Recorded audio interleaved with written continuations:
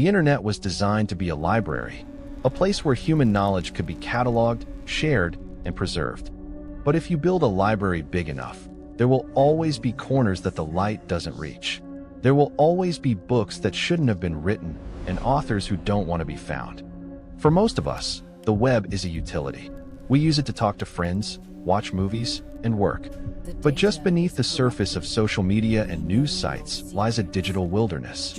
It is a place where logic often breaks down, where code hides secrets, and where the dead sometimes seem to speak. Tonight, we are looking at 4 specific instances where that darkness broke through. These aren't just glitches or hoaxes. These are complex, enduring mysteries that have baffled investigators, cryptographers, and sleuths for years. Some involve recruitment for organizations that don't officially exist. Others involve digital breadcrumbs left by mercenaries. And some involve messages that seemingly arrived from beyond the grave. These are the 4 most disturbing internet mysteries that remain unsolved.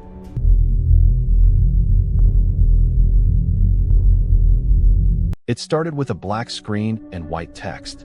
On January 4th, 2012, a simple image was posted to the random board of 4chan, a place usually known for chaos and memes.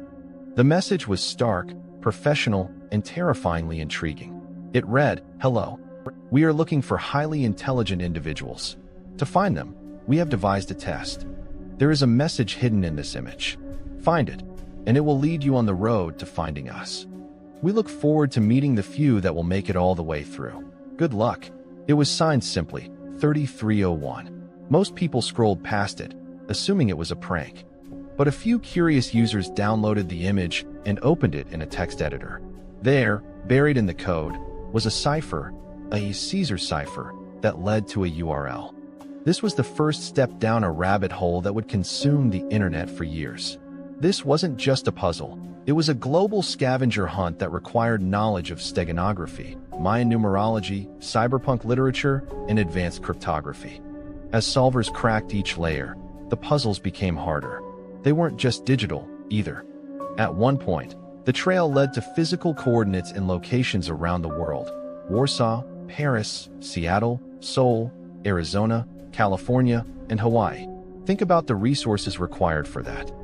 Someone had to physically place posters with QR codes on telephone poles in all these cities simultaneously. This wasn't a teenager in a basement. This was an organization with global reach. The clues led to a dark website, and eventually, a select few who solved the puzzles were invited to a private server. Then, silence. The organization, now known as Cicada 3301, vanished. But they came back. On January 4th, 2013, exactly 1 year later, a new puzzle appeared. Then again in 2014. The complexity ramped up. The 2014 puzzle introduced a book called the Liber Primus, or First Book. It was a manifesto written in runic script, filled with philosophy about the nature of information and privacy. To this day, the Liber Primus has largely not been translated. It remains one of the internet's holy grails of cryptography. So who is behind it? The theories are as vast as the puzzle itself. Some believe it is a recruitment tool for the NSA, CIA, or MI6. Intelligence agencies have used puzzles to recruit before, like Bletchley Park did with crossword puzzles in World War II.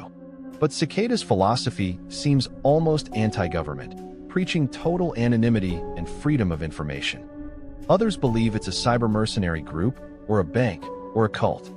In 2015, a group claiming to be 3301 hacked Planned Parenthood, but a PGP signed message, verified to be from the real Cicada, denied any involvement, stating they do not condone illegal activity.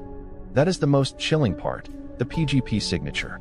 In the world of cryptography, a PGP key is like a digital fingerprint. It proves identity beyond a shadow of a doubt. We know that the entity posting the puzzles in 2012, 2013, and 2014 is the same entity. We know they are organized. We know they are well-funded. And we know they are looking for the smartest people on the planet. But nearly a decade later, we still don't know who they are. Or, more importantly, what they wanted with the people who won.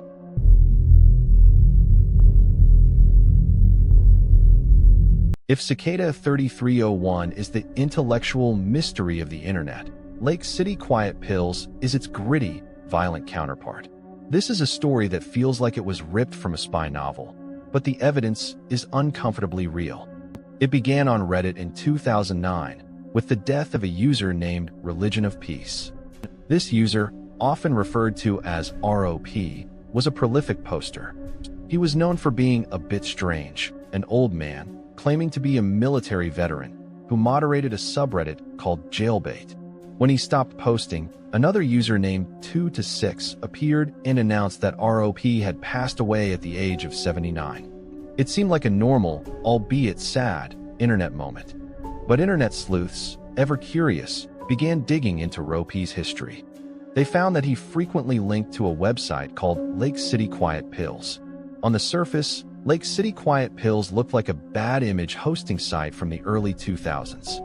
It was mostly pornographic images and broken HTML. But savvy users looked at the source code. Buried within the HTML headers of the site was a hidden bulletin board. This wasn't a chat room. It looked like a job board. And the jobs were terrifying. The messages were cryptic, written in shorthand military-style jargon. They spoke of transfers, pickups, and parties. Here is where it gets dark. The users on this hidden board had names like Angel and Milo. In 2010, a bulletin appeared that seemed to describe a botched operation in Dubai. The message read, "Hotel held parties. We had to move the party. Room service was not available. Milo is down. Why is this significant? Because on January 19, 2010, Mahmoud al-Mabhouh, a co-founder of the military wing of Hamas, was assassinated in a hotel room in Dubai. The assassination was carried out by a team of agents using forged passports. The details in the Lake City Quiet Pills messages about parties at a hotel and problems with room service lined up eerily well with the timeline of the Dubai assassination. The theory exploded. Lake City Quiet Pills was a front for a group of private military contractors or mercenaries. Quiet Pills is slang for bullets. Lake City is a reference to the Lake City Army Ammunition Plant, a major supplier of small arms ammo in the U.S. As people began to investigate, the site suddenly changed. The hidden messages stopped. The phrase, "Our friend Milo is down," became a rallying cry for those investigating. But then, things got even weirder. The Reddit user 2-6, the one who announced ROP's death, began posting strange things.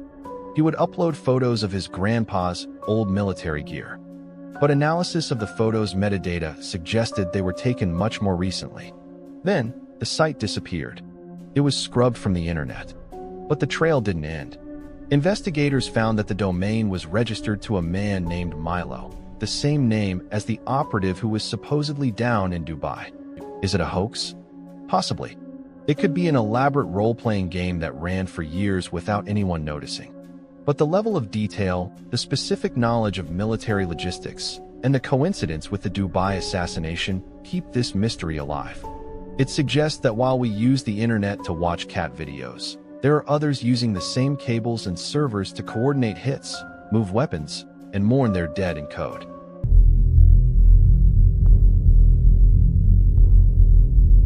YouTube is home to billions of videos. Most are meant to be watched. But in 2015, a channel appeared that seemed to be broadcasting to no one, or to something not human. The channel was named Unfavorable Semicircle. It was created on March 30, 2015. On April 5th, it uploaded its first video. And then, it didn't stop. For nearly a year, this channel uploaded videos at an inhuman rate, sometimes 3 or 4 every minute.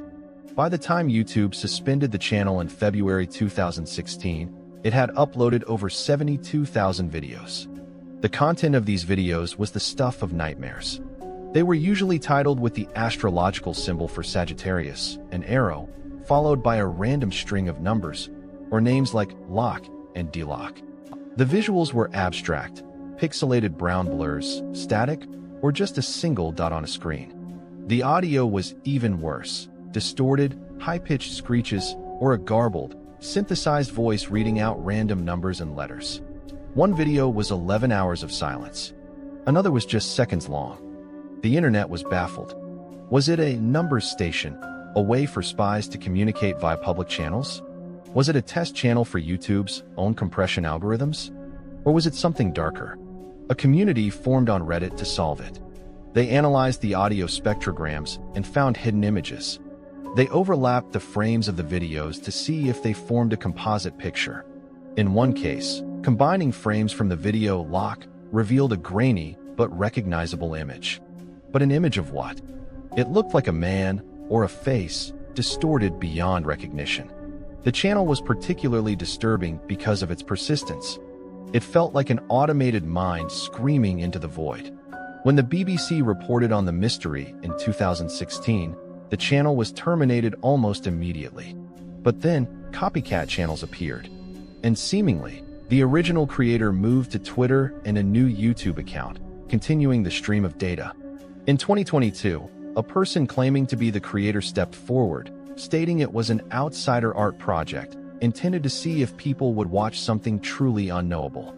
However, this claim has never been fully verified to the satisfaction of the hardcore community. The sheer scale, 72,000 videos, requires a level of automation and dedication that goes beyond a casual art project. To this day, Unfavorable Semicircle represents the ghost in the machine.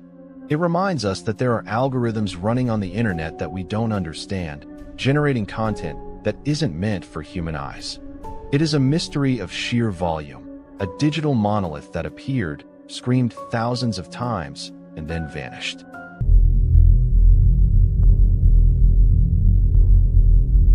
Our final mystery is smaller, more intimate, and in many ways, far more terrifying. It doesn't involve codes or mercenaries. It involves a single question. Can the dead send emails? Jack Froese was a 32-year-old man from Dunmore, Pennsylvania. By all accounts, he was a beloved figure, kind, funny, and full of life. But in June 2011, tragedy struck. Jack died suddenly of a heart arrhythmia. His family and friends were devastated. They buried him, mourned him, and tried to move on. 5 months later, in November 2011, the notifications started popping up. Tim Hart, Jack's best friend of 17 years, checked his email. In his inbox was a message from Jack Froese. The subject line was simply, "I'm watching." Tim froze. He opened the email. The body of the message was short. "Did you hear me? I'm at your house. Clean your fucking attic." Tim was shaken to his core. This wasn't a generic spam message. Shortly before Jack died, the two of them had been in Tim's attic. Jack had teased Tim about how dusty and messy it was. Nobody else knew that conversation. It was a private joke between two best friends. And now, 5 months after Jack's death, here was a reminder. Tim wasn't the only one. Jack's cousin, Jimmy McGraw, also received an email. The subject line read, "Hey Jim, how you doing? I knew you were gonna break your ankle. Tried to warn ya. Gotta be careful." Jimmy had broken his ankle just a week before receiving the email. He hadn't posted about it online. It was a fresh injury. How could a dead man know about a broken ankle that happened months after his funeral? Theories immediately sprang up. Was Jack's account hacked? Almost certainly. But a hacker would typically send spam links or ask for money. They wouldn't send personalized messages about dirty attics and broken ankles. Was it a cruel prank? Did someone who knew Jack and knew these private details decide to torture his grieving family? If so, it is a level of malice that is hard to comprehend. And why wait 5 months? Tim Hart, for his part, chose to see it as a gift. He didn't care if it was a hacker or a ghost. He accepted it as one last interaction with his friend. But for the rest of the internet, the Jack Froese emails remain a chilling, unsolved case. We traced the IP addresses, we checked the headers, but we hit a wall. In the digital age, our identities live on after our bodies die. Our Facebook pages become memorials. Our emails sit on servers waiting for a password. But this story asks the uncomfortable question: what if someone, or something, logs back in?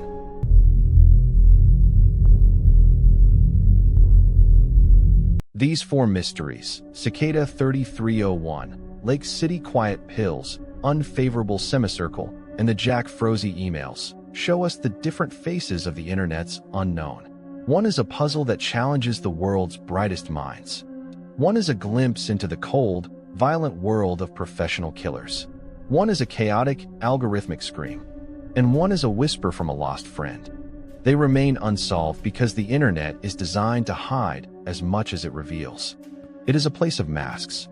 And until those masks are removed, we are left to wonder, who is watching the watchers? Who is typing the code? And when the screen goes black, are we truly alone?